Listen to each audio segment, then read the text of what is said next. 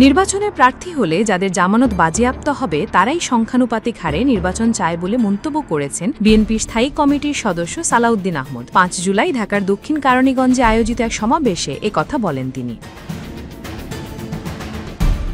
NCP নেতাদের উদ্দেশ্য করে সালাউদ্দিন আহমদ বলেন, মৌলিক সংস্কার না হলে, বিচার না হলে নির্বাচন করবে না। তারা বলছে ওই নির্বাচন কমিশন থাকলে নির্বাচন করবে না, পরিস্থিতি ঠিক না হলে নির্বাচন করবে না। নির্বাচন করার জন্য আমাদের কি করতে হবে পরামর্শ দিলেই হয়, শুধু করবা না বললে কি হবে? আমরা যখন সংস্কারের কথা বলছি, যখন বিচারের কথা বলছি, অনেকেই বলছে আমরা সংস্কার চাই না, আমরা বিচার বিলম্বিত করতে চাই, আমরা শুধু নির্বাচন করছি। এই কথাগুলো কারা বলছে? যারা নির্বাচনে এলে জামানত না থাকার কথা তারাই বলছে।